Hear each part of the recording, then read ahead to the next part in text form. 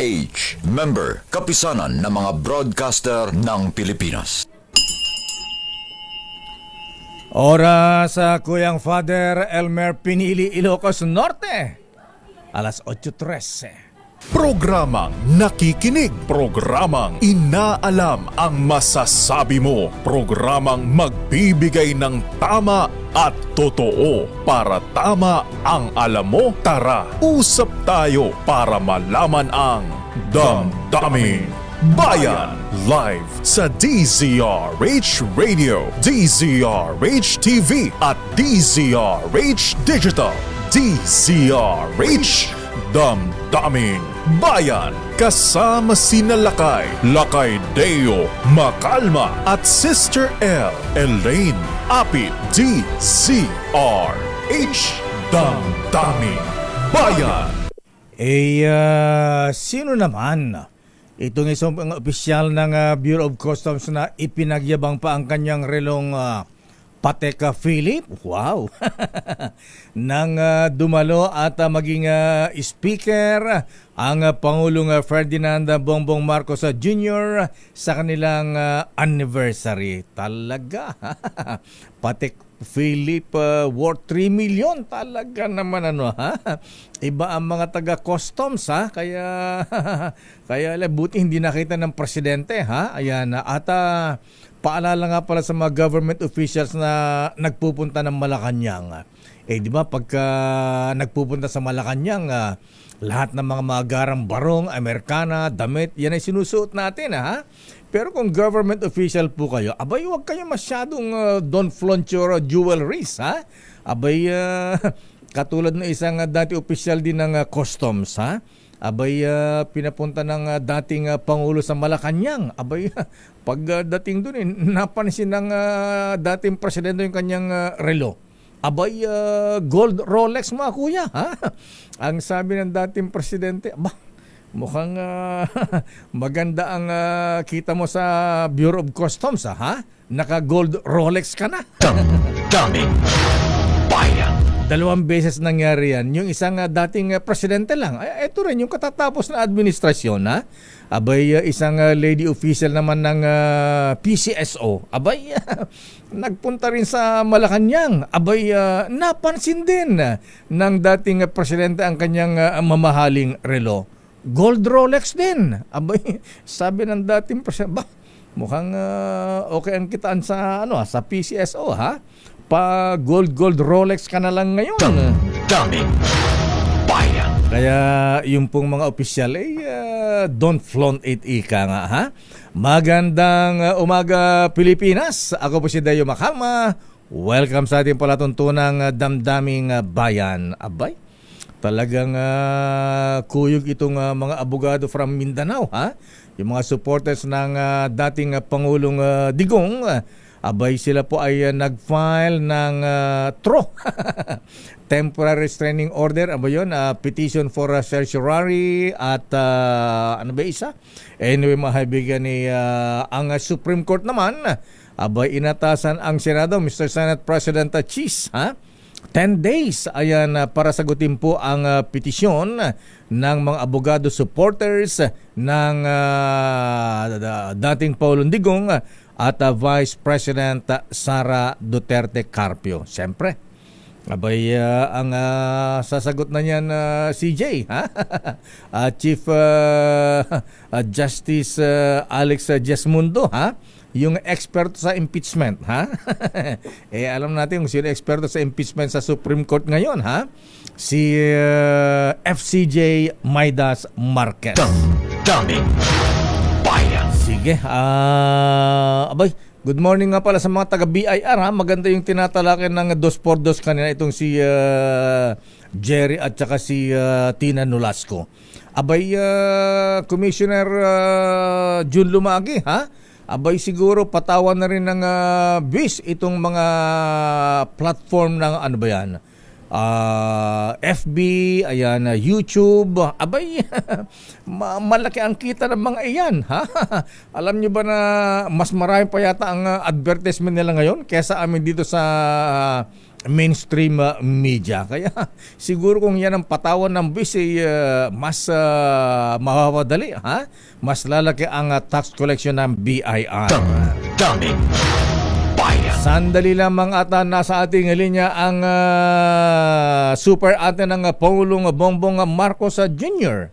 Teka muna, ito bang si Manang Amy ba kasama ba dyan sa campaign rally ng alyansa ng Bagong Pilipinas? Pilipino dyan sa Cuneta Astrodome kagabi? Nasa ating linya si Senator Amy Marcos. Senator Amy, good morning. Naimbag nga bigat, po, Senadora.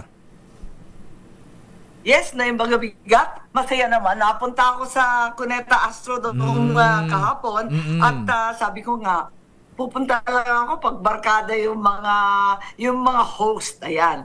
Alam mo naman sa Pasay, maraming loyalist kaya sige lang, punta lang. Oo nga, welcome daw kayo sa mga Cuneta. Ayan.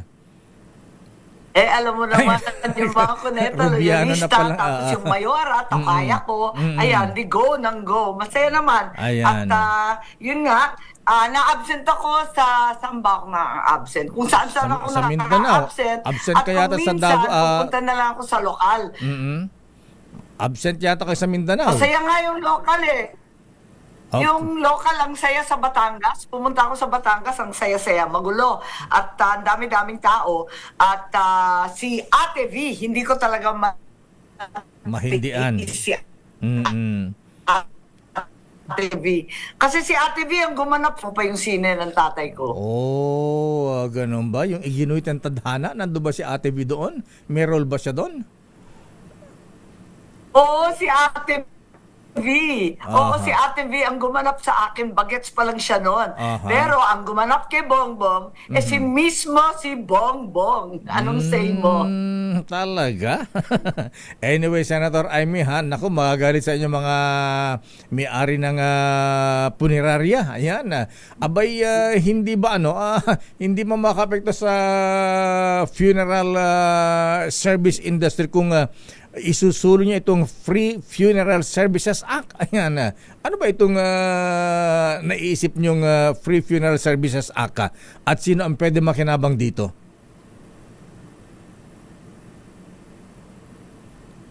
Okay. Yan yung bagong napasang batas. Nagkasundo na yung Kamara, ipipirmahan na lang ni Presidente. At ito naman, hindi naman malulugi ng todo-todo ang ating mga funeral establishment. Dahil ang gagawin, ang lahat ng funeral establishment, magkakasundo sa DSWD para sa indigent package. So, kung 10,000 ba yan, 20,000, may kontrata sila sa DSWD. Pagkatapos, kapag may isang mahirap na certified mahirap hindi political indigent, yung talagang certified ng DSWD, babayaran ng DSWD yun. Hindi naman sila malulugi, babayaran naman kahit papano. Ginagawa na yan madalas sa AIX. Kaya lang, palakasan, alam mo na, walang Nako, sistema. yun lang. Kaya gawin na nating sistema. At pagka na-implement na ba itong Free Funeral Services Act, Senator Amy, mababawasan na ba mga pasakla sa mga lamay, mga burol, di ba? Nagpapasakla. Nako, grabe talaga.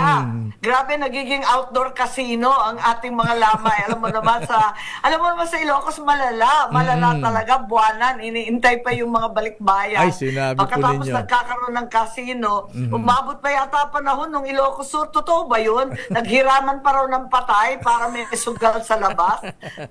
Totoo yan. Dito lang sa Manila, sa Tondo nung araw, ganyan Talagang nangihiram ng patay sa mga punerarya para paglamayan at makapagdaos ng sakla. Ayan, sugal.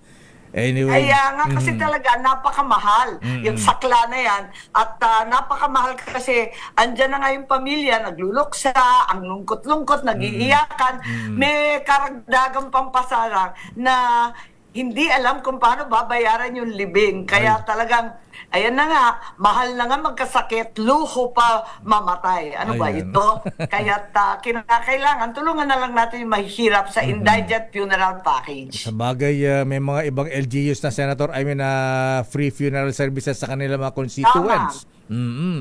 Totoo Ayan. yan. Aha. At marami ng LGU yung nauna sa ganyan, kaya gawin na nating national. Kasi hindi naman lahat ng LGU nakaka-afford. Yung Totoo mayayamang yan. LGU, kayang-kaya. Ayan.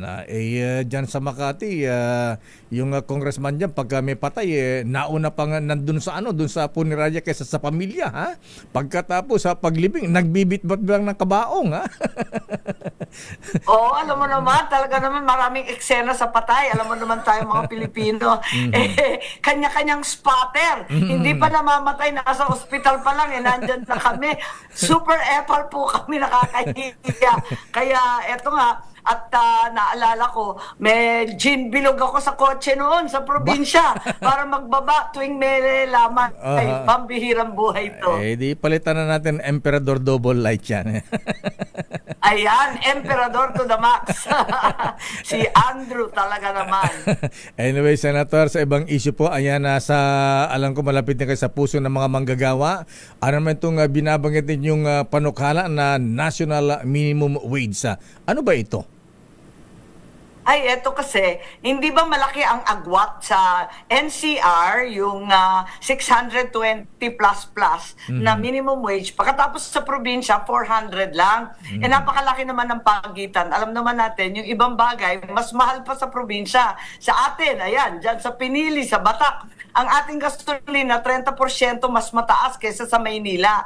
Bakit ganon? Bakit masyadong maliit? Mahal rin ang buhay sa probinsya. Totoo Siguro yan. nakakamura lang tayo sa upa, nakakamurang konti sa ibang gulay, pero beyond that, yung gasolina, yung mga basic, 60 pesos pa rin ang bigas, ganyan pa rin ang iba't ibang grocery. Talagang mahal pa rin sa probinsya. Kaya lagay ko, mabagal rin lang ang Regional Wage Board. Isahin na lang natin yan at hindi pa magsisiksikan sa Maynila. Paano ba dapat na resolbahin itong issue ng mga minimum wage, Senator? Kasi ang ECOP, ECOP President Sergio Ortiz Luis, parating ayaw po ng legislated wage increase. Gusto niya ay create na rin ng Kongreso ang wage boards. Bakit hindi ipabay sa tripartite wage board itong pagtataas ng sweldo ng mga manggagawa?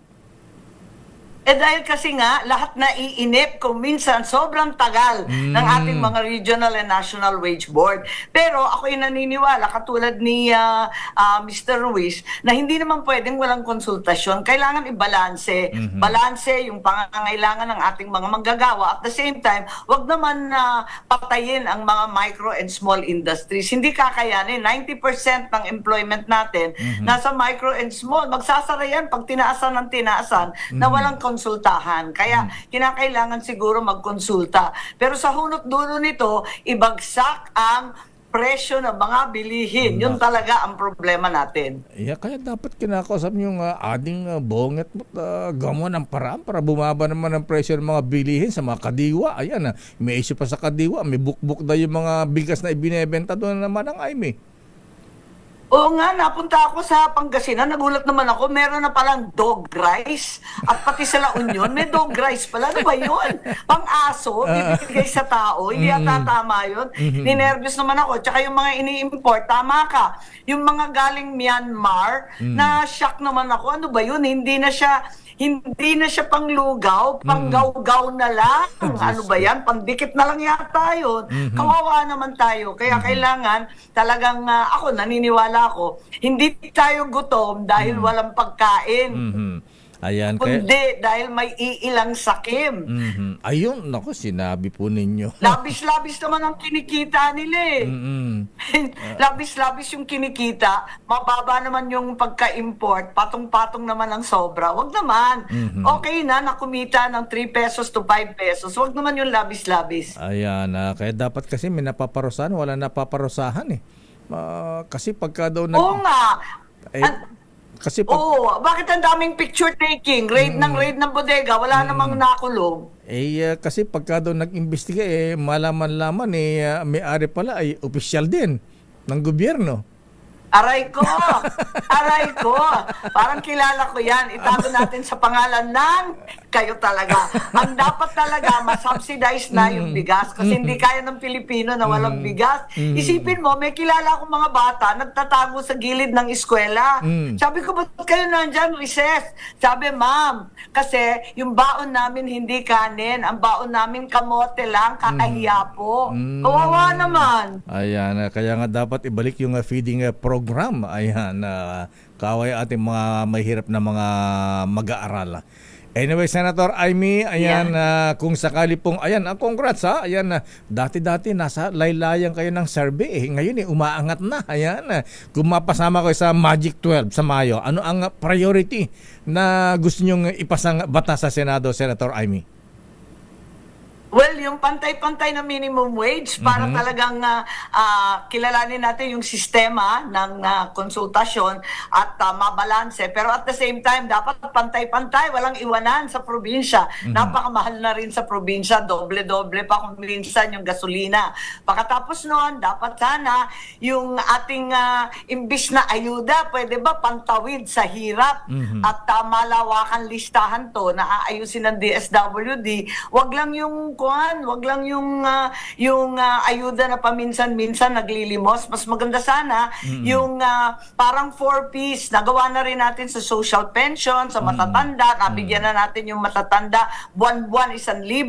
Ilawak na natin yan para sa PWD, sa ating mga solo parents at saka sa ibang napakahirap na mga isda at mga magsasaka, pati mga vendors. Talagang walang natatanggap yan. So tulong-tulong at higit sa lahat, yung ospital. Naumpisa na ng nanay ko yung ospital di ba? Yung heart center, lung center, kidney center. Ang problema sa Maynila na naman yan. Nako, talaga dapat ikalat rin at gawa ng paraan para yung specialist hospital. Sa kasulok-sulukan ng Pilipinas, meron tayong access. Senatora Amy Just Aguina na ibang bigat. Apo, Senadora. Thank you. Good morning. Yes, Kastamet Kenka. Thank you very much. Good morning din. Damdamin Bayan. Senator Imelda, may Teresa ba siya? Amy Marcos. At isusunod natin. Damdamin Bayan. Chill-chill ka lang, Justice Sam Martires, kayo talaga, ha? Itong mga kaibigan natin, mga kakilala natin, mga justices, judges, ayan, piskal, mga abogado, ayan, tapusin ko na rin yung ating special na balita. Sige, tatapusin natin yan, ha? Kasi yung asawa ni Lady Prosecutor na Colonel, abay na may affair dun sa isang judge. Nag-file na po ng kasong adultery, ha? Ayan. At kung hiwalay na sila ng bahay, mamaya sa ating pagbabalik. Damdamin Bayan. Pero siyempre, mamaya antabayan din po mahabigan yung ating aplikante mamaya sa ating job interview sa ating Bakit Ikaw, ha? Ang guest po natin mahabigan ay dating Executive Secretary ng Pangulong Ferdinand Bongbong Marcos Jr. Nakot, malalaman natin dito mamaya mahabigan, ha? Ayan. Nung siya kaya ay dati pang Executive Secretary ng Pangulong Marcos, ha? Abay, yung kanyang, ano kaya, yung mga, siyempre, may mga sikreto dyan, ano, ha? Yung mga privileged communication baga, ha? Ito kaya ay pwede niyang banggitin mamaya sa ating interview, sa ating Bakit Ikaw? Kilalanin ang mga nagnanais maging lingkod bayan sa Bakit Ikaw? The DZRH Job Interview for 2025 Midterm Elections. Damdamin Bayan. Oras sa Chief Justice Alex Jesmundo. Kumusta po kayo, CJ? Ayan, namimiss niyo ba mag-yosi? Oras ganap na alas 8:32. Kasi sila, ano dapat ang gawin natin? Di, patayin natin yung mga senador ngayon para mabakante.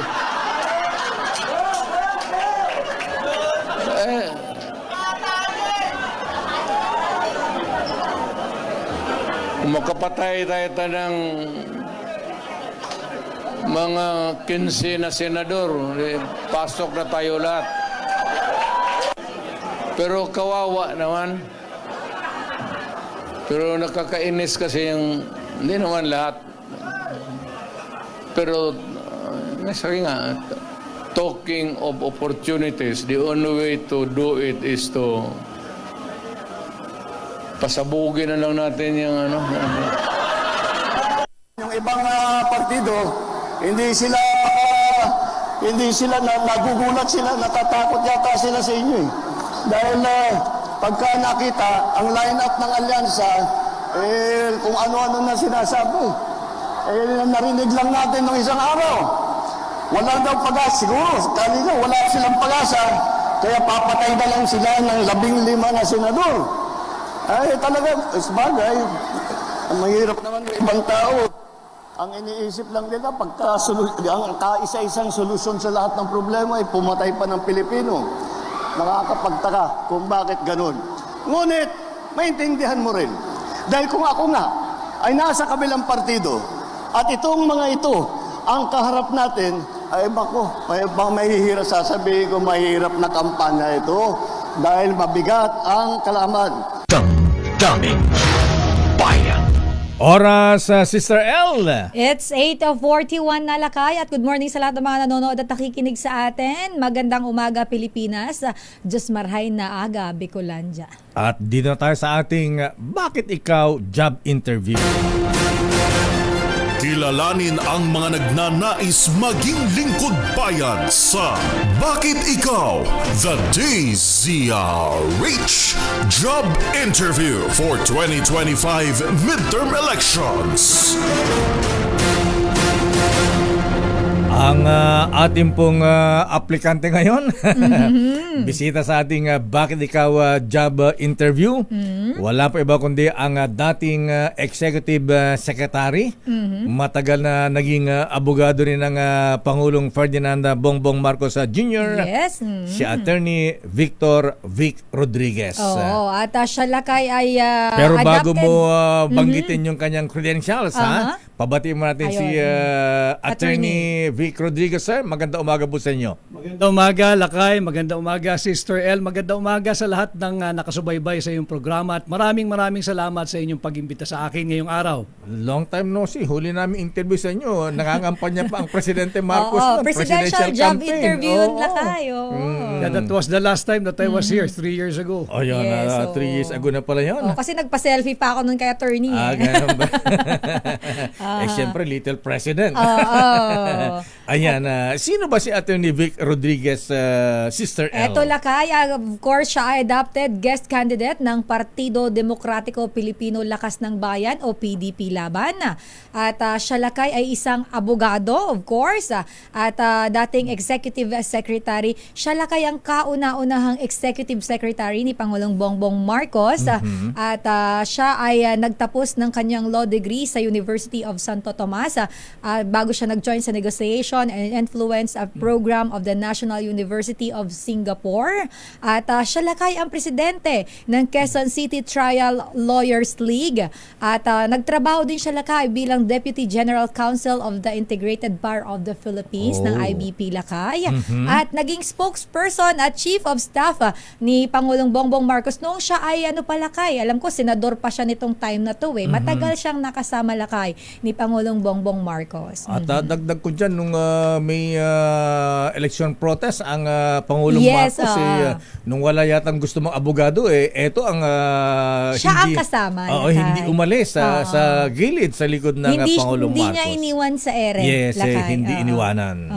Pero lakay, maalala natin si former Executive Secretary Attorney Vic Rodriguez ay nag-resign bilang Executive Secretary matapos ang mga naging issue sa Malacanang, kabilang na nga dyan lakay, yung allegedly illegal sugar regulatory order para sa pag-aangkat lakay. Alam na natin yung issue na yun, 300,000 metrikong toneladang asukal, kung saan nga mukhang siya lakay ang sinisi ng ilang senador tungkol dito na nagdulot ng kalituhan. At matapos lakay ang 2 buwan ng kanyang pagbaba bilang Executive Secretary, siya naman ay tuluyan niyang inalis sa partido ni Pangulong Bongbong Marcos na Partido Federal kung saan siya ay nagsilbing Executive Vice President. At bago ang tanong natin sa ating job interview, Sister Ella, chikahin nga muna natin muna. Gusto ko nga, ay ka talaga eh, mahilig ka talaga sa chika. Ayan, kwento-kentuhan lang. Kwentuhan lang muna. Kasi, ayan, 3 years na ang nakalipas, di pa natin alam ano ba talaga ang nangyari. Bakit sila ay naghiwalay ng landas ng Pangulong Marcos? Siya ba ay nag-resign? Siya ba ay tinanggal? At ano ang dahilan? Ba't sila ay nagkatampuan at naghiwalay? Attorney Vic, sir, ano ba talaga ang totoo? Tinanggal po kayo? Nag-resign po kayo? At ano ang dahilan? Ako ay nagbitiw kay Deo at Sister Ellen. Ay, maganda, buti na lang dahil dito unang lumabas yung issue niya. Hindi sa inyong programa, but sa inyong stasyon. Opo. At sinasabi niya na I was trying to accumulate much power at ito ay not turned down. That's far from the truth. And this is the only program, Lakay Deo. I'll give this to you. Thank you. Na ipakita yung sinasabing hindi na pirmahang Administrative Order Number 1, creating my subsequent position as the Presidential Chief of Staff. Ako ay nagbitiw bilang Executive Secretary. Subalit nung aking kasama noon, sinasabi sa akin na huwag kang aalis at tayong dalawa naghirap nito, dito ka, samahan mo ako at tanggapin mo itong Presidential Chief of Staff appointment. Sabi ko, hindi pwede. Hindi existing yung posisyong yan. At hindi ako pwedeng tumanggap ng appointment ng walang opisina. Kanya, ipakikita ko sa iyo, Lakay, at ito'y first time ko ipapakita to kahit kanino, ang aking Administrative Order Number 1. Dito sa stasyon nyo, ako unang siniraan eh. Pero nagpunta ako rito dahil sa paanyaya mo at kako, dito rin natin ilalahad ng katotohanan. Ayan, Ito'y pirmado. Original pa yan, ha? Original ito. Zoom, RHTV para makita. Mamaya no? Dito sa programa mo, Lakay, because I owe it to you, kilala tayo, at yung kredibilidad mo at kredibilidad ko, pinapakita ko rito. Ayun. Na merong may Zoom. Administrative Order Number 1. At ito ay officially released sa Malacanang Records Office. Nandyan yan eh. Oo nga, ayan. So wala tayong ginagawa ritong hindi totoo. At sabi ko nga, ang kabilin-bilinan din ng aking matatanda nung sila'y nabubuhay pa. Ipaglaban mo ang iyong kredibilidad at pagkatao hanggang dulo. Kanya ipinapakita ko yan sa iyo. Ayan. Pwede bang pasirox yan? Papoto. Oo, Sirox talaga. Pati ito, aking Ayun, appointment, malinaw. original Ayan, papel. Pwede bang, Pam, Marlon, pwede bang maluha? So dito sa istasyong ito, na unang tinalakay ito at pinalabas na hindi totoo, dito ko rin binabangon at itinatayo ang katotohanan na merong Administrative Order Number 1. Ako'y nagbitiw bilang Executive Secretary dahil hindi na nga untenable na yung aming sitwasyon noon sa Malacanang. Iba na yung direksyong tinatahak. Nung simula, maayos. Nung simula, talagang makikita natin, pinipili natin yung sinasabing the best and the brightest or the qualified. The competent ones. Pero nung tinutulak na yung kung sino-sino na lang ang gusto magpa-appoint dahil kilala lang o gamit ang kamag-anak, yan tinutulan ko yan. Ayoko yan. So kayo palang tumutol sa mga ganyan, yung mga, siyempre, mga BFF nila, mga kamag-anak, mga ano.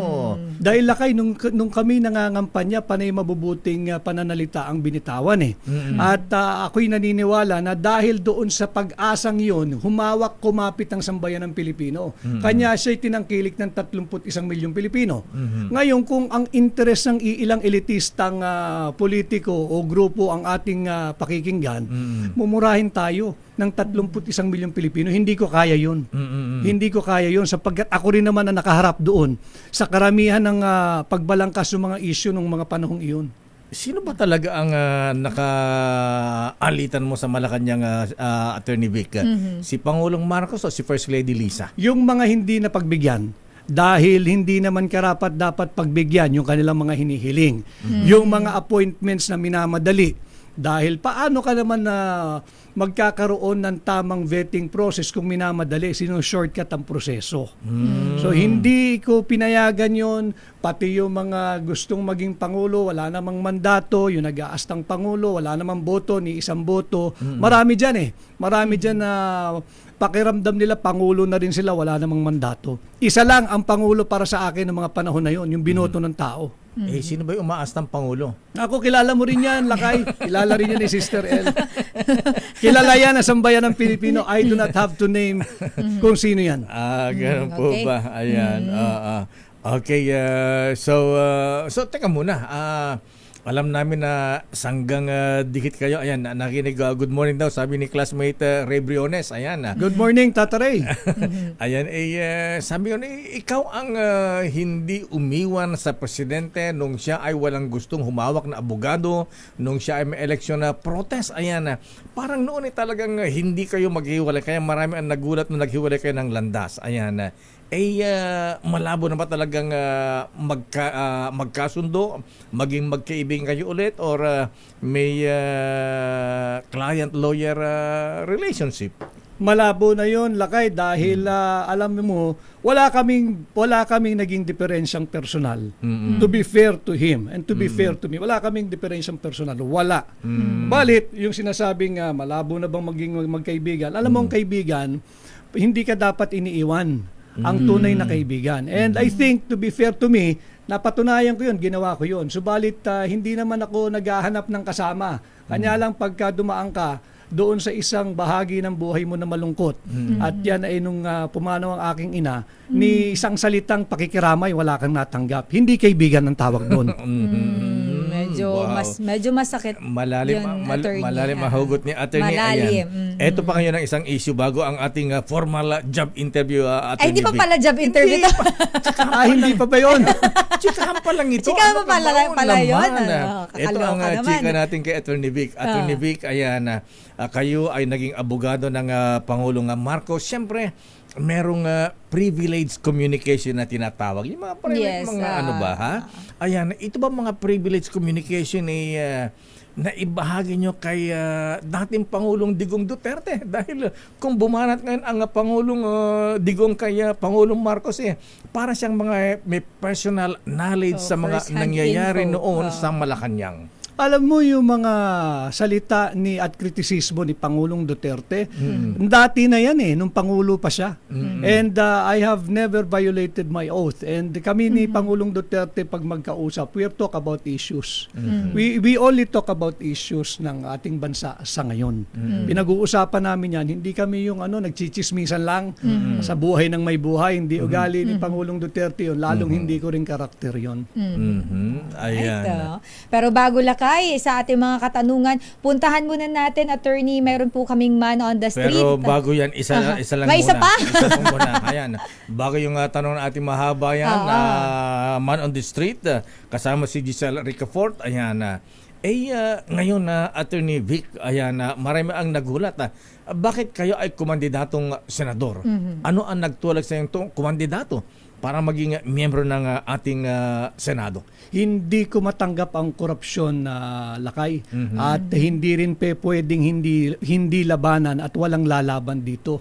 Kaya tinanggap ko ang hamon na pamunuan, ang tunay at maisog na oposisyon. Ating ilalabas yung mga katiwalian. Alam naman ninyong lahat kung paano sinalaula yung proseso ng pagpasa ng tamang budget. At kahapon ay naglabas ng kautusan ng Korte Suprema na sinasabing nagtakda ng araw ng oral argument para sa kasong isinampa namin na ideklarang unconstitutional itong 2025 budget. Kasama ka pala sa nagpunta sa Supreme Court kahapon, ano? Hindi kahapon. Nung mga nakaraan, Lakay. 3 weeks ago pa. 3 weeks ago. Sinampahan namin ang petition for certiorari and prohibition para ideklarang null and void at invalid at unconstitutional itong 2025 budget dahil apat yung aming grounds na binanggit doon. Ayan, babalikan natin yung budget na yan. Kay Giselle muna. Yes, babalikan natin yan. At marami pa tayong mga katanungan kay Attorney Vic. Pero ito, Attorney, ang isa sa ating mga kababayan ay meron pong katanungan bilang kayo po ay tumatakbong senador. Puntahan natin si RH15, Giselle Ricafort. Giselle, sino ang kasama natin ngayon at nasaan kayong area? Giselle. Sister Ella, kaya nandito tayo sa kahabaan ngayon sakay ng itong jeep. Rojas Boulevard sa Pasay City at sa gitna pa rin lakay ng hindi matapos-tapos na mga issue, problema sa sektor ng transportasyon. Katabi natin yung isa sa mga tsuper nitong traditional jeepney, si Tatay Cirilo Latorena, at narito yung kanyang katanungan kay Atty. Vic Rodriguez. Attorney, magandang umaga po at sa ating may tanong lang po ako na sana pag nanalo po si Atty. Vic Rodriguez, sana tulungan naman kami sa problema natin sa modernization program. At sana po, yung aming kahilingan po dapat pambansang industrialisasyon na sa ganun magluwal na maraming trabaho din sa Pilipinas, dapat hindi importasyon. Pangalawa po, tanong ko, yung dapat yung sa walang tigil na pagtaas ng presyo ng langit sa oil division dapat manawagan sa makaisa si Atty. Vic pag nakaupo na sa Senado na dapat kagyat na ibasura yung regulation daw. Kung hindi mo matanggal ang regulation, dapat ipasura yung president sa langis at saka trade law ng sa ganon at excise tax ng sa ganon. Lahat ng presyo, bababa. Lahat ng mamayan makikinabang doon sa dalawang agenda na aming tinutulak. Knowledgeable si tatay, si kuya sa sa VAT, excise tax. Ayan. Sige kuya, pasagutin natin si Atty. Vic. Dalawang tanong niya, Atty. Vic. Kung kayo ay maging senador, ano ang may tutulong nyo sa transport sector? At pangalawa, yung paano ma-resolve ang problema sa parating tumataas na presyo ng langis. Maraming salamat at tungkol po doon sa Jeepney Modernization Program, dapat to, yan ay dapat pagtuunan talaga. Hindi ako naniniwala dito sa AKAP at AYIX itong ayuda. Maling ayuda ito Ang tagal nang humihingi ng tulong at saklolo ng ating mga Jeepney Operators and Drivers Association. Sinasabi nila hindi nila kayang mag-corporatize o pumasok diyan sa privatization at modernization ng ating jeepneys. Instead na bigyan mo ng political ayuda AKAP or AYIX yung mga tao ng politiko, ilipat sana natin dito sa Jeepney Modernization Program. Ang kulang nila ay kapital We've been spending billions, hundreds of billions of pesos dito sa walang katuturang AKAP at AYIX. Bakit hindi natin tulungan instead yung modernization ng jeepneys? Itong mga taong ito, ayaw nito ng AKAP at AYIX. Ang gusto nito, hanap buhay. Totoo po Negosyo dahil may dignidad at self-respect itong ating mga kasamahang jeepney drivers.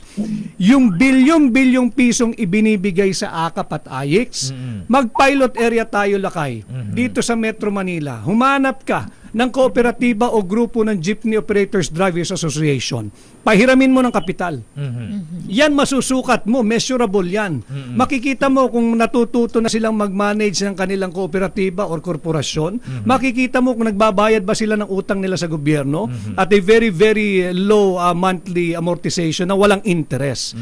Hindi nila pwedeng sabihin walang pera gobyerno. Tinatapon nga nila yung 100 bilyong piso sa ayuda at AKAP sa AYIX. Bakit dyan tinatapon nyo? Itong mga humihingi ng tulong, na tulungan silang magkaroon ng kapital for modernization, hindi natin tulungan. Yan ang aking gagawin bilang senador ninyo. Pagtungkol naman doon sa patuloy na pagtaas ng presyo ng produktong petrolyo, I have to admit at pasensya ka na doon sa ating nagtanong kanina, sasabihin ko lamang sa iyong totoo, wala tayo talagang kalaban-laban dyan sa presyo ng petrolyo. Dahil wala naman tayong production at tayo ay heavily dependent on imported petroleum products. Subalit, babalik na naman tayo dito sa korupsyon ng AKAP at AYIX.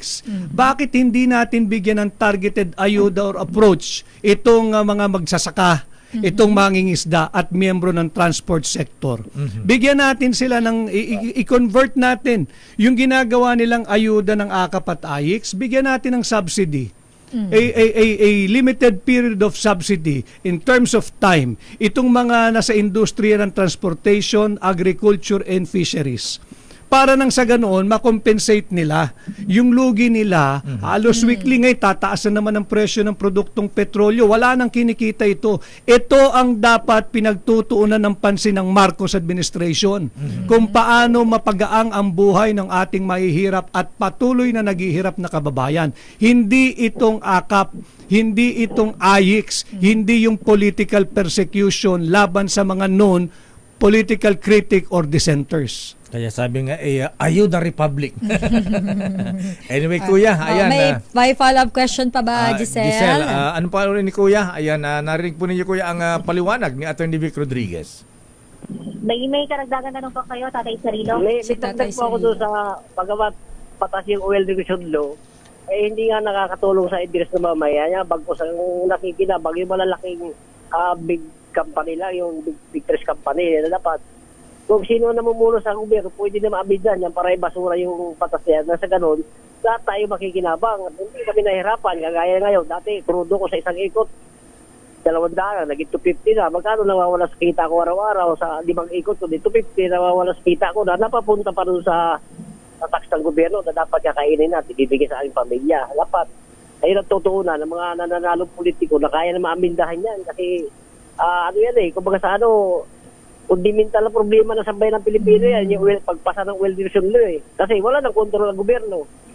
Ayun, kung ibasura yan, o tanggalin yung 10% basta na excise tax, sa ganun, marami makikinabang.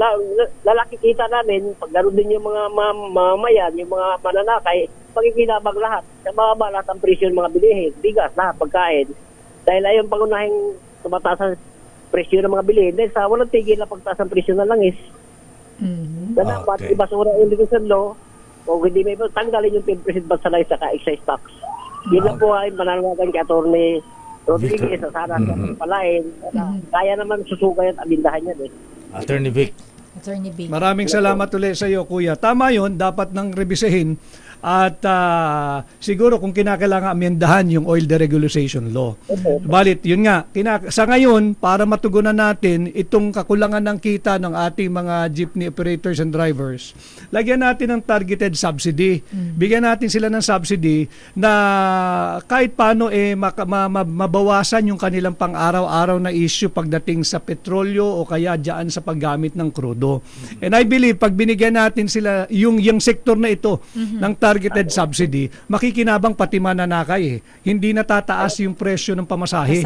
Hindi na kinakailangan itaas kasi hindi na nanggagaling sa bulsa ng ating mga operators and drivers. Instead, ulitin ko instead na yung walang katuturang akap at AYIX, dito natin bigyan, tulungan natin yung ating mga nasa transport sector, yung ating mga magsasaka at yung mangingisda. Yan ang bigyan natin ng totoong ayuda, hindi political vote buying na ayuda. Okay. Kuya. Si Kuya Cirillo, may okay na ba, Giselle? Okay na, Giselle. Maraming salamat. May tanong pa ako isa doon tungkol sa Ay, sige, mukhang ganado si Tatay Cirillo. Si Kuya, Okay, huling last. Ang operator po ang nakikinabang, hindi po yung mga driver. Kasi yung operator, yun lang ang pangalan doon sa subsidy, hindi yung mga driver. Kagaya namin, hindi ka ako nakatikim ng subsidy, matagal na. Kasi diretsang napapunta sa operator, kasi operator kumukuha ng subsidy, hindi ng mga driver. Sana, mapunta lang sa mga driver yung subsidy, Agree ako ron na nagawa naman na yan. I think nung panahon ni dating Pangulong Gloria Macapagal Arroyo ay nagkaroon ng ayuda sa mga jeepney drivers. And wala namang masama na ipatupad yung mga mabubuting patakaran ng previous administration. Hindi naman bawal gawin yung mga mabubuti ng nagawa Ganun naman talaga ang governance para kang mosaic. You build on what was built. Yung magaganda, ituloy mo lang. Okay, Giselle. Okay na. Thank you, Giselle. Kuya, maraming salamat. Thank you, Giselle. Lakay si Tatay Cirilo Latorena mula dito sa Pasay City kasama ang piloto natin si Kuya JB Bedanya. Ito si Giselle Ricafort para sa Deezer H, una sa Pilipinas, una sa Pilipino. Maraming salamat, Giselle at Kuya Cirillo. Ayan, nako. Ito ngayon ang isa pang tanong, Attorney Vic. Kayo po ay matagal na naging kasama ng Pangulong Marcos. Ayan. Ngayon, ang lulupit ng mga aligasyon ng dating Pangulong Digong na ang Pangulong Marcos ay gumagamit daw ng droga. At meron din pagkakataon na sa isang rally ay hinamon nyo ang Pangulo na sumailalim sa hair follicle test. Ayan. So ang tanong po namin sa inyo, Attorney Vic, bilang matagal na nakasama at kaibigan ng Pangulong Marcos, kayo ba naniniwala na gumagamit ng droga ang Pangulong Marcos? Sa'yo ko rin unang sinagot ito, Lakay Deo. If you may recall, kayo ang unang nag-interview sa akin matapos magsalita si Pangulong Duterte no na merong isang kandidatong hindi dapat iboto dahil gumagamit ng illegal na droga. I remember this very clearly. Nagtawagan tayo around 8:30 or 9 in the morning. Hindi ko na lang maalala ang araw. Ang sagot ko, we do not feel alluded to. Yan ang aking sagot. At ako rin ang nagpakita ng kanyang negative results. Results sapagkat bukod sa St. Luke's, meron pa siyang negative result na isinumite namin noon nung siya ay nagre-renew ng kanyang lisensya sa PNP Firearms and Explosive Unit or Office. So pinakita ko ito sa PIDEA. Hindi ako nahinto sa PIDEA. It was my judgment call. Pagkatapos ko ng PIDEA, tutuloy ako ng NBI. Binigyan ko ng kopya NBI. Pagkatapos sa NBI, sinilbihan ko ng kopya ang Office of the Chief PNP. Ganun ko pinagmalasakitan yung aking kasama nung araw para hindi siya mamolestya at hindi siya, ang fear ko nung baka mamaya may checkpoint, padapain kami lahat sa kalsada, pahalikin kami sa asfalto at gawing kahiya-hiya yung senaryo. Nagpapatuloy yung istoryang ito, katangi-tangi itong issue ng droga sa kanya. Hindi mamatay-matay. At dahil ako ang nagpakita ng resulta niya sa PIDEA, sa NBI at sa PNP, pati ako, Lakay, ay natatanong bakit daw ako nagpakita ng peking resulta. Kako hindi peke yung resultang ipinakita ko. Pati ako ay sinisingil na ako raw ay nagsinungaling sa sambayan ng Pilipino. Now, when credibility is on the line, kaya nga ang sabi ko, para matapos yan, baka makatulong pa rin siya sa akin, di sumailalim ka sa isang open, fair, transparent, and credible hair follicle drug test. Para pag yan ay nag-negative, masasabi ko sa sambayan ng Pilipino, wala akong ipinakitang tansong resulta. Ngayon, pag yan ay iba resulta, sagutin mo. Katawan mo yan Pero wala akong sinabing siya ay gumagamit ng droga. Anong masama? Yakagin mo ang Pangulo ng Pilipinas sa sumailalim sa isang drug testing, yan ang issue sa iyo. At pangalawa, kinakailangan leadership by example. At malinaw yan, uulitin ko. Article 11, Section 1, public office is a public trust. Therefore, all public officials must be accountable at all times to the Filipino people. Ayan. So, in short, to make it clear, Attorney Vic, kayo ay naniniwala na hindi gumagamit ng droga ang Pangulong Marcos, pero para sa kalinawan ng bayan, dapat sumailalim siya ng drug test. Tama, kailangan sumailalim. At hindi lang siya. Kung talaga nagdududa ang tao, di lahat ng napapabilang sa executive department dahil yung paratang na yan, hindi mamatay-matay O bakit naman tayo iiwas? Hindi ba't karapatan ng bawat Pilipino malaman ang estado ng kalusugan, ng katinuan, ng pag-iisip ng bawat namumuno sa kanyang bansa? So, nung kayo ay nasa Malacanang, wala kang personal na halis na gumamit ng droga ang Pangulo? To be fair to him, wala ako nakitang gano'n. To be fair to him, hindi ako naririto para maging controversial just for the sake of, pag-usapan. Hindi. I value my integrity, Lakay. I value my credibility. Isa pa, Attorney Vic, ayan, bago si Sister L, ang sabi ng Pangulong Marcos, kinu-question nyo ang 2025 budget. Ayan, iniinga, kinu-question nyo, may mga blank items, maganyan, dun sa bicameral conference committee report. Ang sabi ng Pangulo, ito daw panggugulo niya sa General Appropriations Act 2025, bahagi daw po ng destabilization laban sa kanyang administrasyon. Tama po ba? May binabalak ba ang oposisyon ng grupo ninyo na ma-destabilize ang Marcos government administration? Sister El at Lakay at mga kababayan, meron bang destabilizer na kumikilala sa saligang batas? Meron bang destabilizer na kumikilala sa Korte Suprema? Meron bang destabilizer na tumatakbo sa Korte Suprema para ideklarang unconstitutional ang 2025 budget? Saan ka nakakita ng destabilizer na rule of law ang pinapairal? At itong 2025 GAA, ito ay produkto ng very poisonous legislative process. Nakita ng sambayan ng Pilipino, 28 items sa final ratified, approved, and signed bicameral conference committee report, blanco. Nagkakahalaga ito ng 241 billion pesos higit kumulang.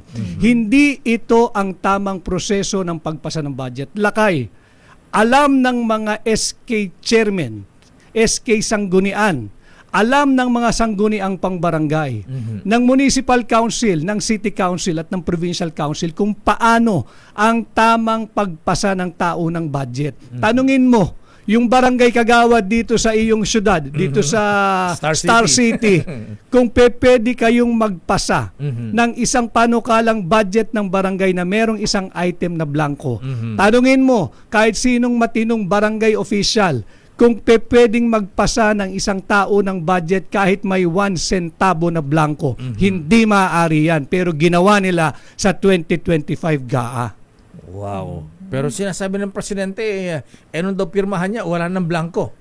Hindi naman namin sinasabing blanco yung GAA. Siya lang naman nagsasabing walang blanco sa GAA. Ang blanco yung Bicameral Conference Committee report na siyang nagiging sandigan, haligi at pundasyon ng tamang general appropriation. Kaya nga may blanco doon.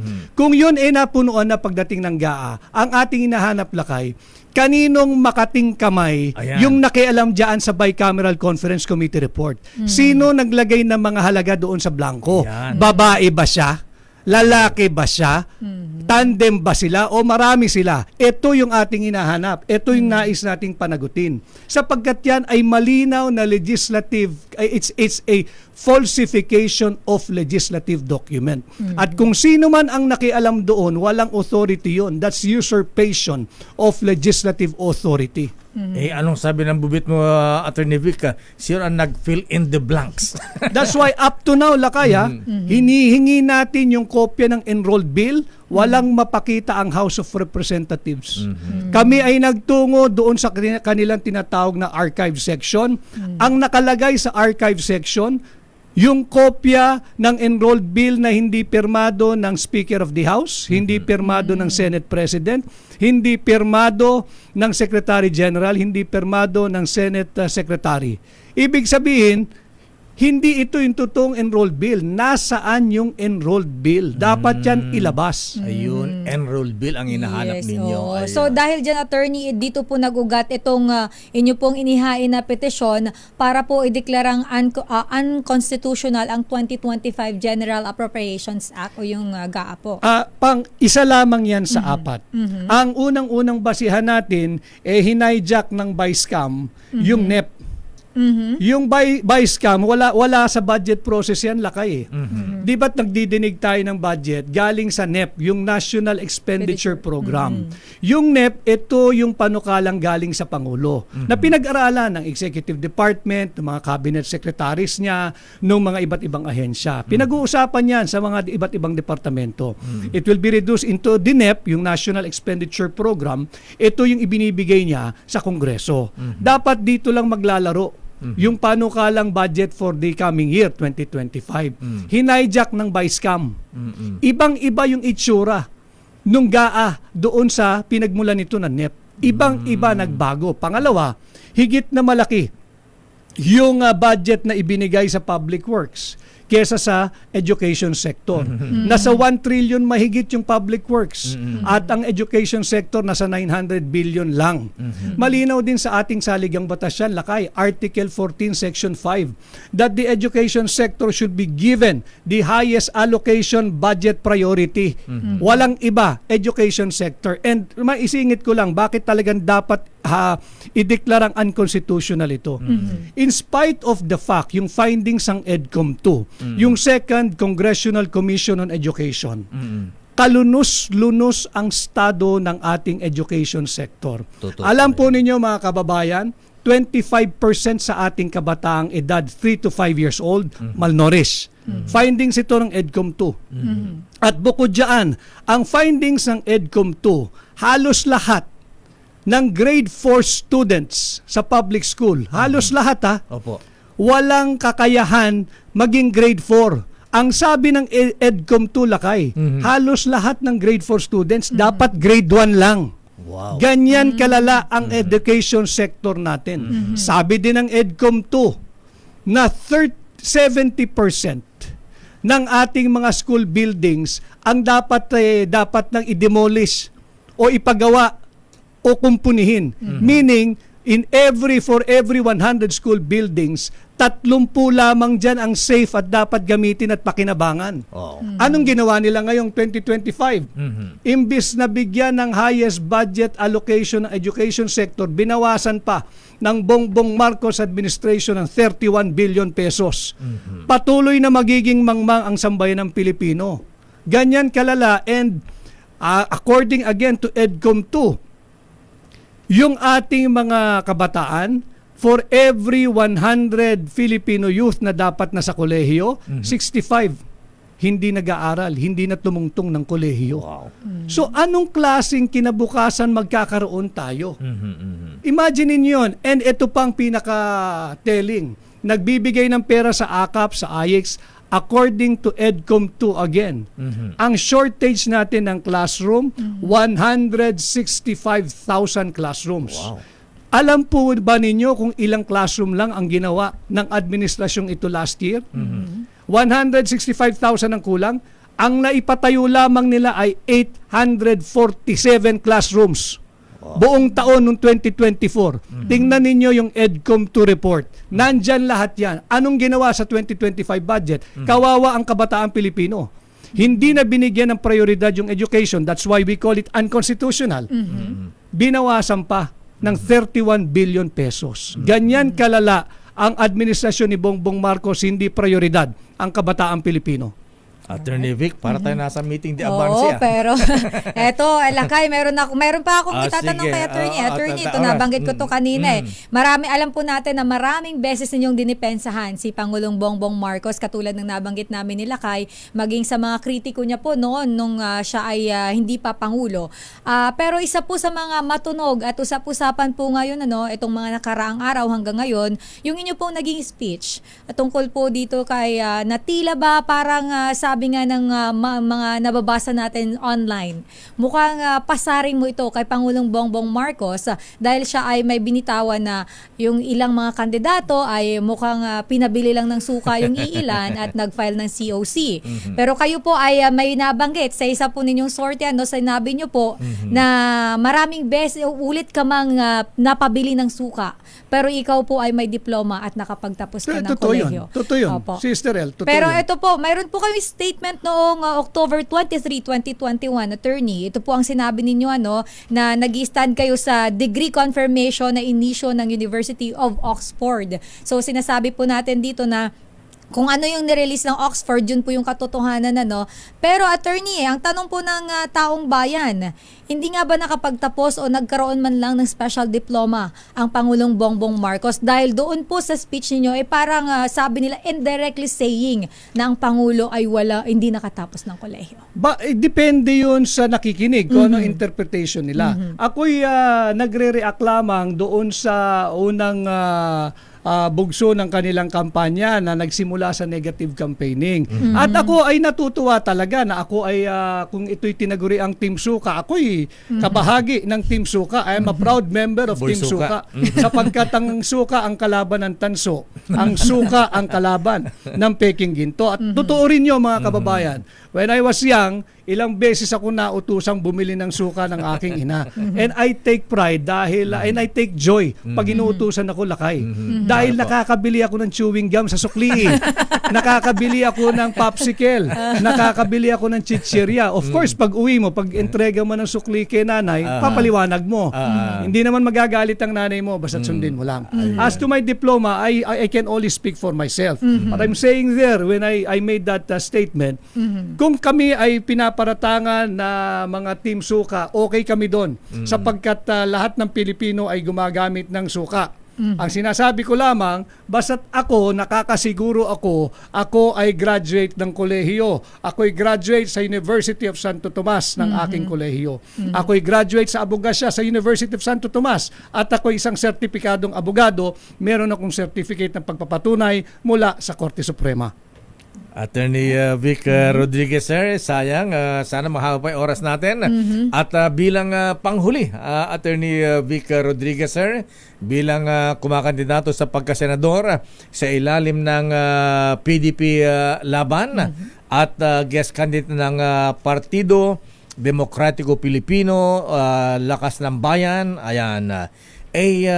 nasa inyo po ang pagkakataon na attorney para kausapin ating mga kabayan kung bakit ikaw ang kanal ibobotong senador sa darating na eleksyon. Maraming salamat ulit, Lakay Deo at Sister El, sa ating mga kababayan. Ako ho ay nagpupunta sa mga ganitong programa, handang magpasuri, magpasukat, magpatimbang at magpakilatis. Kinakailangan po nalalaman natin kung what's at stake for our country this coming midterm election.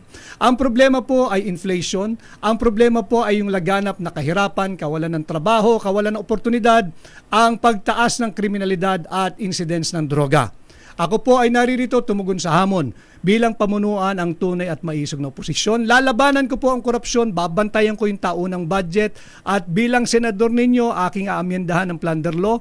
Ibababa ko ang threshold from 50 million to 1 million at pag nagawa na ho natin yan, papanukala kong maibalik ang death penalty sa lahat ng mga kahatulang guilty sa kasong plunder. At pag nagawa na po natin yan, nais ko pong isabatas yung standardization of wages. Yung pagkakapare-pareho ng sahod ng mga manggagawa dito man sa Mega Manila o sa probinsya, dahil hindi totoong mas mura ang buhay sa probinsya, hindi totoong mas mura ang manirahan sa probinsya.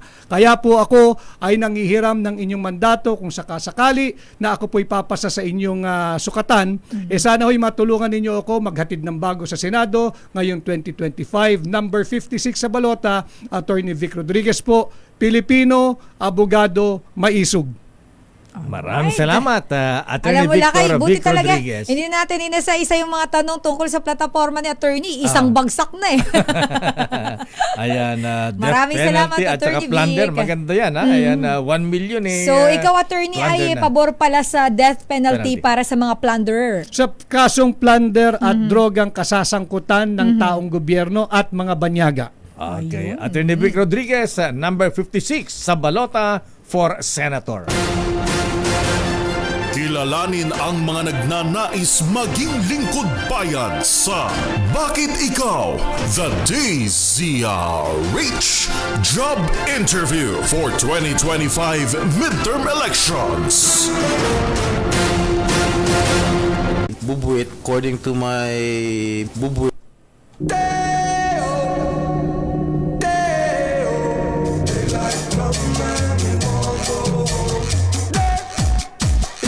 Standby sa ating mga reports. Ayan, tapusin na nga doon. Marami na nagagalit sa akin, ha? Lakay part 3 na yan. Part 3 na ba to, ha?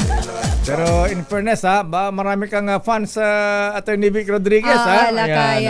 Marami ang Humanga. na-impress kay Attorney Vic ba? kung paano niya sinagot ng matapang ang ating mga tanong. Sa ating job interview. Yes. Bakit ikaw? Ayan. Pero bago ang sandali lamang, di natin mahindian ito, ha? Dahil ang ninong ng bayan, andyan na naman, baka mapanis yung kanya aginaldo.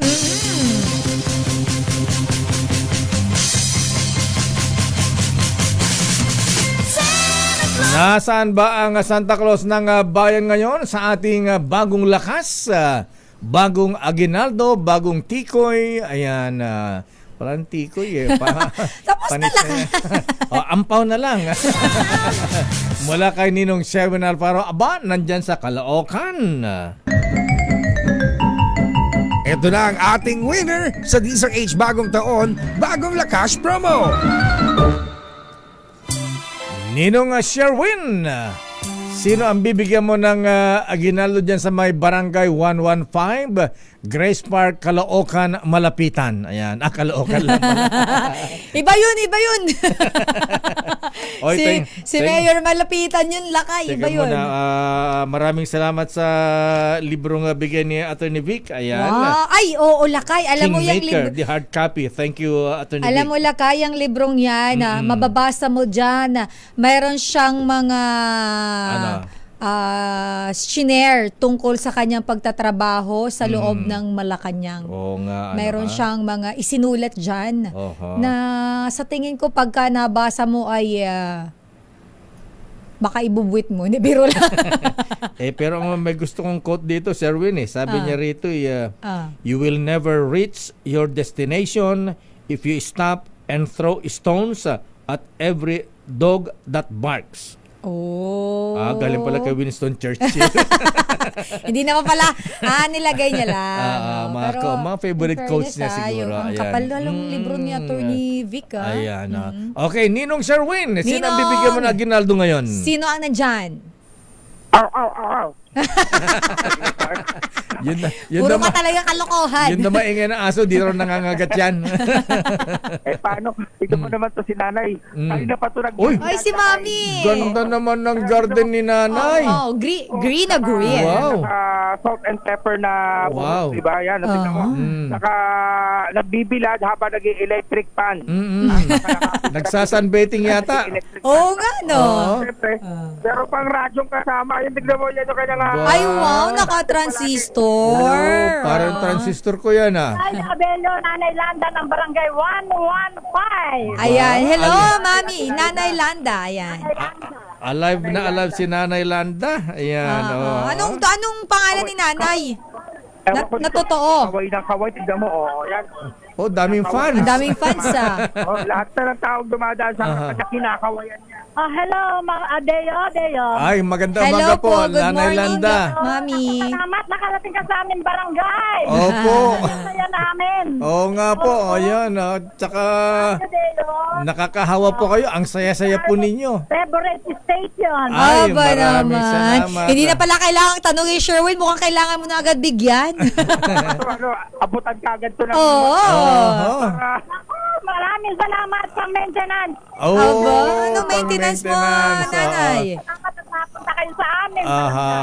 Dahil Sulukan na itong 115. Ano to? Ayan. Hinihintay ka namin. Aba, maraming salamat po. I love you, Deo. I love you to, Nanay Landa. Bigyan ng pampalakas vitamins. Dahil mahal na mahal ka ni nanay, eto, bigyan natin ng vitamin A para matauhan. Wow. Thank you. Naku, tama-tama. Birthday ng amo ko. Naku, wow naman. At syempre dahil birthday, kailangan may spaghetti. Ayan, eto. Aba, pampahaba ng buhay. May grocery pa. May pang-maintenance pa ako. Aba, Salamat sa Deo. Nanay Landa, ayan, ay Sherwin. Nakita ko puti. Mataba tayo lahat. Pakita mo. Talaga.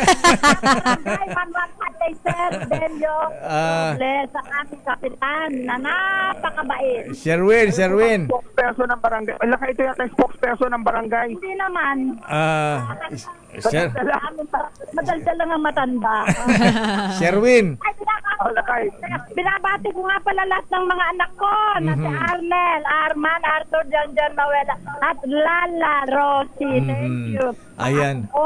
Sherwin, dahil napakasaya ni Nanay Landa at nakita ko puti na yung buhok niya, dagdagan mo na 1,000 para may pambili ng Jobos, kulayin yung kanyang buhok. Pesos! Ayan o, tayo dyan. Isa pang 1,000. Ayan, 2,000 na. Tama-tama, birthday pa yung apo niya, ha? Ayan. Ang pa-birthday. Oho, 2,000. Ano masasabi niyo, Nanay Lala? Nay, ang saya-saya ko dahil kay Sel. Deo, nakakalimutan mo. puso po ninyo, Nanay Landa. Parang sobra yung happiness ni Mami kasi. Ayan. Happy. Balik kayo ulit, ha? Sige pa. Babalikan po namin kayo, Nanay Landa. Ayan. Di lang po alam kung kailan. Bukas ulit. Nako. Pero thank you po. Kaya binibigyan ng 1,000. Baka dagdagan niyo ulit. Tama na po, abunado na po kami. Ayan, nabira mo. Mukhang naririnig niya lakay, nagdadagdag ka minsan eh. Enjoy ba kayo? Angel. Enjoy ako sa Deo. Ayan, Nanay Landa, maraming salamat po at Ay, good naputol morning. tayo sa Nako, telepono. saya siya ni Nanay nawala Landa. na. Sherwin. Sa Zoom. Ayan, via Ayun. Zoom na, via Zoom. Hello po, Mami. Pinutulan na kami ng linya ng telepono. Ang daldal pa rin nung kasama ko rito. Kaya tignan mo si Nanay Landa.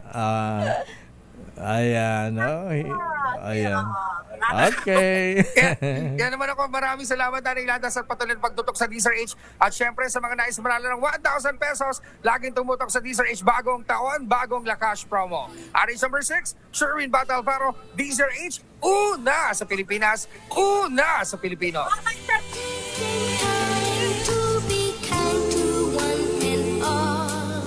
Maraming salamat Ninong Sherwin at Nanay Landa dyan sa may Grace Park, Caloocan City. Sandali lamang Let. Ayan, baka di na matapos ang ating special na balita. Ha? Lakay, tapusin mo yan kung ayaw mong ikaw raw ang tapusin nila. Galit na ang mga taga Padre Faura. Ayan. Sabi, tatapusin mo Lakay kung kami pupunta dyan. Baka isight in contempt ako ng mga justices, mga judges. Ayan. At ayon sa ating bubit, nasaan na nga ba tayo, ha? Ayan. Doon ka natapos sa sa CCTV. Yung secret CCTV na ilagay ni Colonel. Ayan. Tapos yung pagkapasok sa pinto, nakita agad yung ayan. Tapos, at ayon nga sa ating bubit mga kuya, mga ateng, para sa mga hindi po nakarinig ng aking part 1 at part 2, bibigyan mo pa ng context. konting flashback. Ayan. Sakto yan lang kaya ba nagkakapi ako? Kasi po, nagkaroon ng illicit love affair si Judge sa isang lady fiscal na nabuking ng kanyang mister na isang koronel. Ayan. At si Judge ay na lover boy. Judge din ang misis.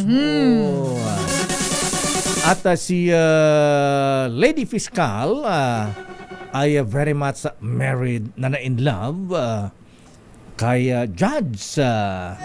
Lakay, yun nga, may anak sila pareho, di ba? O nga, ayan. Hindi nabanggit na ating bubit yung mga chikiting nila.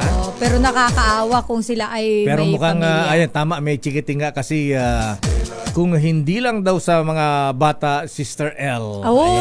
So may mga anak. Yung galit ni Colonel nung mabuking na siya ay pinagtataksilan ni Mrs. na Lady Fiscal at sa loob pa mismo ng kanilang bahay, place of abode, place of loving. Ayan. Grabe naman. Sabi ba, di malang nagsogo daw. Ayan. Talaga, kailangan may pangalan ng motel o hotel. Sige, sogo, di Victoria na lang. At ayon na sa ating bubita, Sister L, dahil nagduda nga po si Colonel Mahabigan, mga kuyang na may hindi magandang ginagawa ang misis na piskal. Secretly ay naglagay po siya ng CCTV, mga hidden camera sa kanilang bahay. Yan lang kaya alam mo yung tinatawag. Di ba nagtatanong ka dati ano yung red flag? Yan flag. yun. Red Kapag flag. may nakikita na medyo kakaiba, hindi na tama, hindi na parang may mali. Tawag doon red flag. So ni red flag ni Colonel. May nakikita siyang red flag sa wife niya, kaya na siya na nagtanim ng CCTV. Ayun. Alam mo. Ayan. Siyempre, pagka pipili ka ng jowa mo, titingnan mo kung may red flag. At kung meron man kayong mga carnal knowledge, huwag nyo namang ibibideo, ha? Ayan. Oo, Sister L, dahil yung isang golfer at saka isang caddy, Sister L. Iba na naman niya. Sira ulo yung lalaki. Grabe naman yung word. Ay, sorry. Yung word. Ay, hindi gentleman yung lalaki, yung golfer. Nag-film. Kinunan ba naman ng video yung kanilang sarili, Sister L? Yung kanilang ginagawang ayan. Sa golf course mismo. Ha? Pero sa kana yan, baka di natin matapos ito, ha? Hindi ko naman kinaya yun. Bukas na lang yan, bukas. Ayan. Pero tapusin mo naman. Parang may pa-teaser ka. Teaser pa lang po, ha? Teaser pa lang yan. At ayon na sa ating bubita, Sister L, sakto nung maglagay po ng CCTV si Colonel sa kanilang bahay ay nakita kung paano siya pinagtaksilan ni Mrs. at ni Judge. Abay, sabi na ating bubita Sister L, di sabi ni Colonel, uwi muna ako sa probinsya. Sige. Ilang days. Maglalaro ang daga. Ayan. When the cat is away, the mouse will play. Yes. Ayan. Eto na ngayon, Noble Greg Kayabyab, ha? Ayan, Colonel Michael, ha? Ayon na sa ating bubita Sister L, abay, dito na. Nung nagpaalam si Colonel, dumating na ngayon itong si Judge sa bahay mismo, Sister L. At doon pa lamang sa pintuan, Sister L. Talaga namang parang sabik na sabik sila. May haging-haging, kiss-kiss. Nagkadol-kadol na agad. Nagmuamua, chup-chup. Miss you, love you, miss you. Grabe naman yung... Yun ang kwento na ating bubit. Magawa natin. Kita kasi may audio din yung CCTV. Kita sa CCTV. Ayon na sa naku, eto nga pala ay Justice Magaerlan. Ayan. Justice Maidas Marquez, sir. Ayan. Yung ba mga video na ganito ay pwede bang evidence in court? Ayan. Chismosa ako na kagad.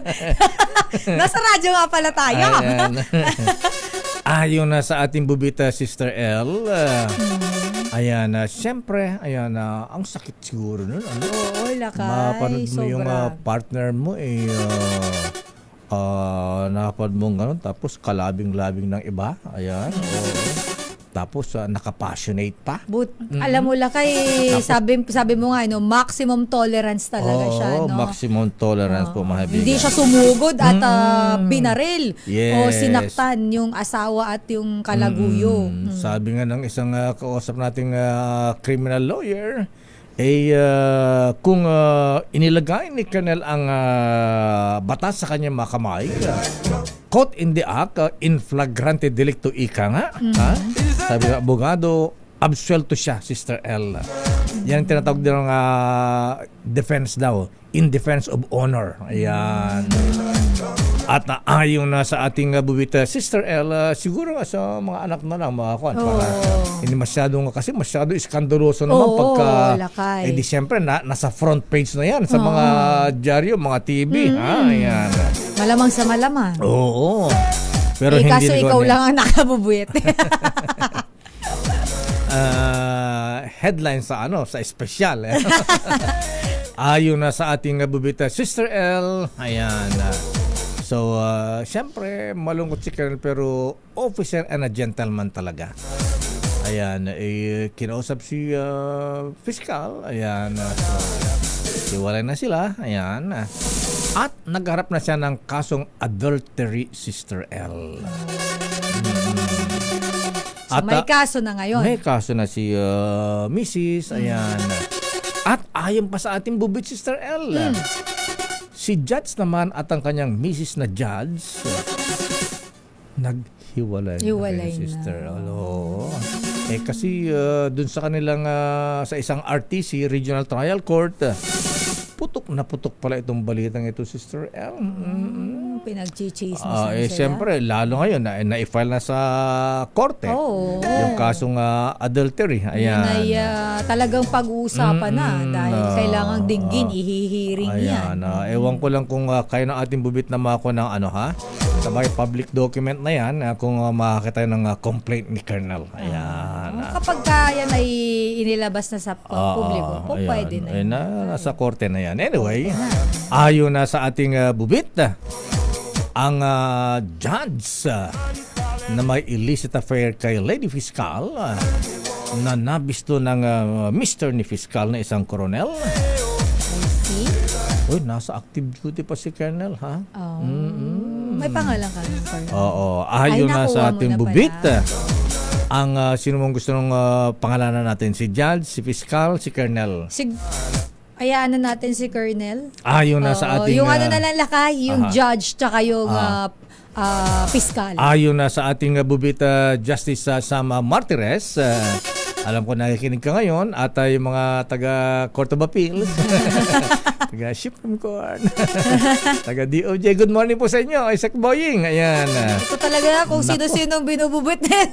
Isaac Boying, kilala mo ito. Ay, malamang sa malamang laki kasi syempre yung iniukutan ng mga yan yung circle bakit nila. naman kasi ganun? Ayan, ba't doon pa? Ayan, tsaka kung hindi malang isa't isa, di usap na lang. Tsaka grabe naman kayo, hindi nyo na nirespeto yung bahay. Ayon na sa ating bubit, ang nasabing si Judge Loverboy ay itago natin sa pangalang Judge Jose Balinang. Happy birthday. Ayan, Kuyang Joe Balinang. Nakakaasar yung segue. Nakakaasar. Binabati ka ni Manong Colonel Peter Balinang, painom ka na ng Emperador. Ayan. At happy birthday din kay Evara Tabones. Uy, Vancouver, Canada. Ayan. Magandang hapon po sa inyo dyan sa Vancouver, Canada. Ayan, hapon ngayon doon. Binabati ni paring Manny Luzon. Ayan, dati natin kasama dito sa DZRH. At Kuya Makoy de la Peña. Ayan. Alakay, mababatiin din ako. Pinapabati pala. Pinapabati ka nga pala. Sino? Si Mr. Steve Savillano. Kapitbahay daw ito na itago natin sa pangalang Anthony Taberna. Happy birthday po. Ayan. Get Wilson, Katunying. Sabi ko si sa iyo. Katunying, sabi ko nga, nag-concert ka pala. Ayan, buti naman si Jerry, magaling na eh. Ayan. Nag-concert yata. Uminom na si Jerry ng vitamin E. Ayan. Mukhang kailangan din ni Katunying yung lakay. Vitamin T iniinom eh. Ayan. Tiki-tiki. Makatawa ka. Pagbalik niya, sige, lagot ka. Sasabunutan ka ni Tunying. Okay lang yan. Hindi naman siguro nakikinig ngayon. Tunying, binabati ka ni Atty. Vic Rodriguez. Happy birthday din kay June Olier at boss Gabi Cruz. 8 minutes ang commercial. Wala nang report. Ayan. Sige, sandali lang. Bilisan na lang. Pasensya ka na, maraming pabati. Ayan. Saan na yon? Ay, nawala tuloy ako, Ito si Malo Cabral, may karatula. Parang parang sa speech sa meeting de avance, pagka-campaign na pagka napababa ng speech ng kandidato 1 minute. May gaganon talaga yung lakay. Ito naman si Malo Cabral, birthday girl, 8 minutes. Ayon na sige na, tapusin na natin. Ayon na sa ating bubit, ang nasabing judge ay wala iba kundi siya. Matikas kasi si Judge din, sister. Kung bata-bata pa. Ayan. At si Lady Fiscal, Medyo bagets. Medyo tingin ko para mas bata si Lady Fiscal. Siyempre naman. Ayan. Pero yung parang medyo may edad na din konti. Sino? Si Judge? Hindi, matikas siya. Kasi tikas ni Ayon na sa ating bubit, si Judge ay taga natin sa pangalang Judge, as in Judge na candy. Charot. Chewing gum. Judge ikaw na bahala mag-isip. Judge R. Ayan. As in Romeo. Romeo and Juliet. Juliet. At si Lady Fiscal ay taga natin sa pangalang Fiscal C. As in my cherry amor. Cherry amor. Okay na mga pangalan mo, lakay. Siyempre naman. Pero bago ang commercial, report muna sa Malacanang. Importante ito, Report muna kay Let Narciso Abinales. Fixed term sa Philippine Coast Guard Commandant, pirmado na ni Pangulong Marcos. Aba, sino ba ang Commandant ng Coast Guard ngayon? RH-14. Let Narciso, please come in. Miss Let. Lakay, Sister El, ganap ng batas ang pagkakaroon ng fixed term para sa Commandant ng Philippine Coast Guard.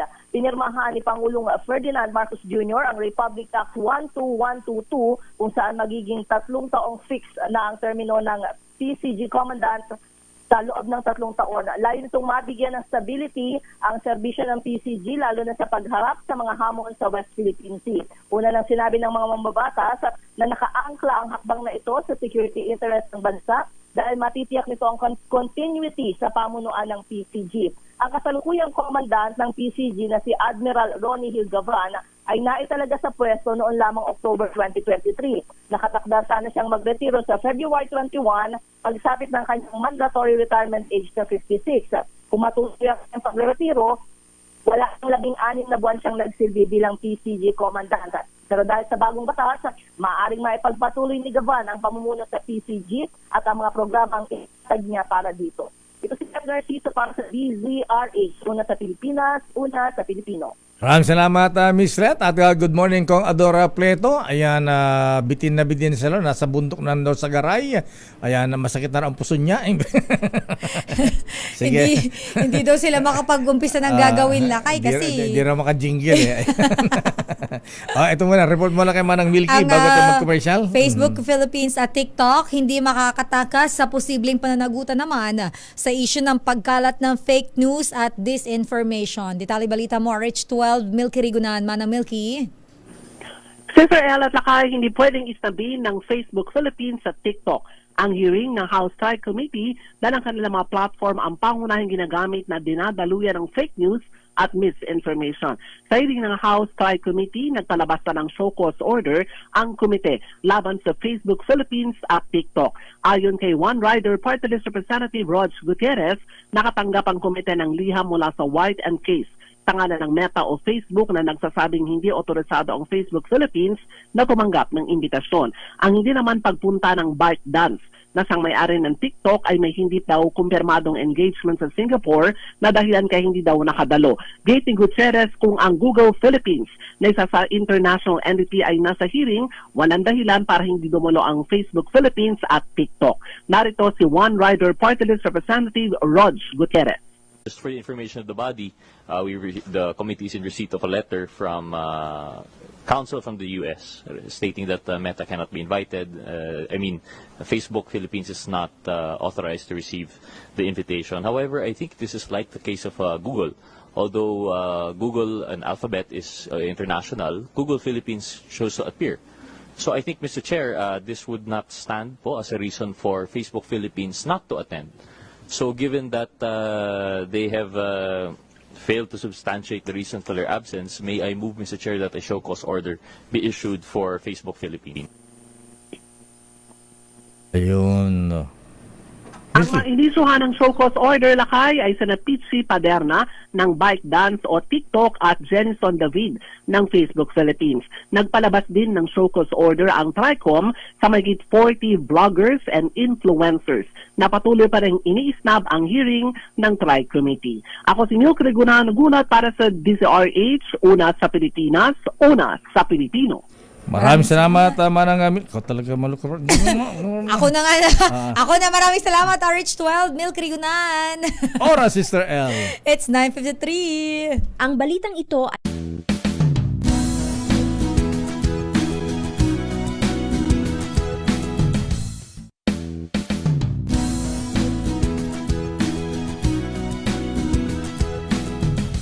Magbago man ang panahon, doon kami sa gawang Peerless. Champion! Mula sa baretang pangmatagalan, purong powder.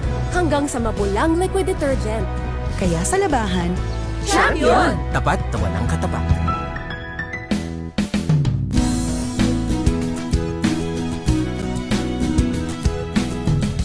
Magbago man ang panahon, doon kami sa gawang Peerless. Champion! Mula sa baretang pangmatagalan, purong powder. Hanggang sa mapulang liquid detergent.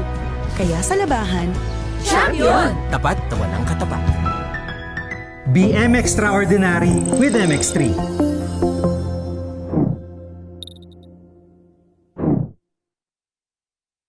Mahalagang paalala, ang MX3 capsule ay hindi gamot at hindi dapat gamiting panggamot sa anumang uri ng sakit. MX3, dito ko bilib.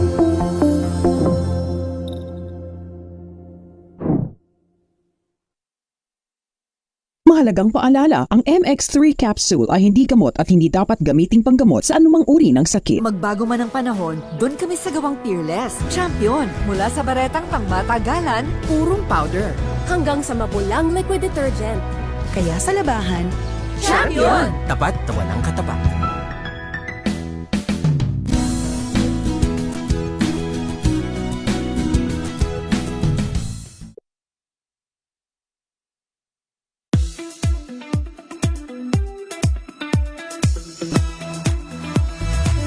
are watching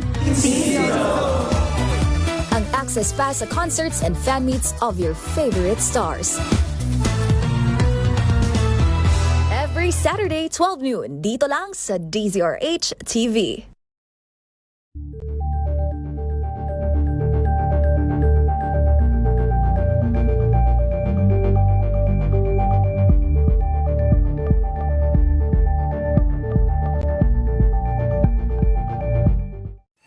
Mga balitang gigising sa inyong umaga. Mga Dahil sa balita nating sex scandal sa golf course. Ay, talaga ba? Baka hindi na payagan yung mga golfers hindi na payagan ni Miss na maglaro ng golf. Pero ito malupit din ha. Abay, sino ba itong negosyante sa Bulacan? Abay, nangutang ng maraming sugpo sa isang negosyante. Ha? Abay, pinanregalo sa sa mga mga big time. 30 million inabot.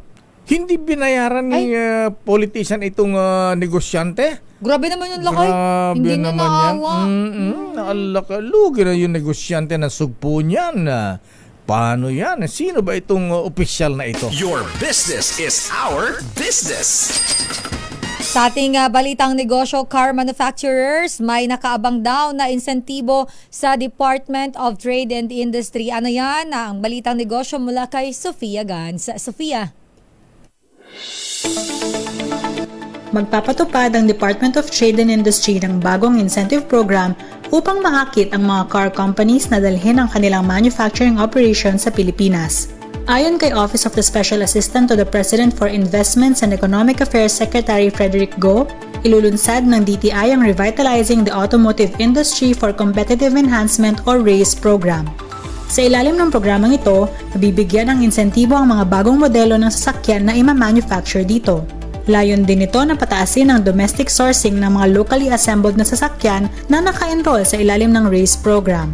Ngunit sinabi ni Go na magbibigay lamang sila ng insentibo kung makapagbibigay ng trabaho ang car manufacturers sa mga Pilipino. Samantala, nagsara ang palitan ng piso kontra dolyar kahapon sa halagang 58 pesos and 15 centavos kada US dollar. At iyan ang ating balita sa mundo ng negosyo. Your business is our business. Ito si Sofia Gans para sa DZRH, una sa Pilipinas, una sa Pilipino. Damdaming Bayan. Maraming salamat, Miss Sofia Lorena Gans. At yan ang kabuuan natin palatuntunang Damdaming Bayan. Ako po si Deo Macalma. Ito naman po si Sister L. Elaine Apit. Stay safe everyone. God bless po. DZRH Operation Tulong susunod na. ECC na. Damdaming Bayan. Oras, Sister L. It's 9:58.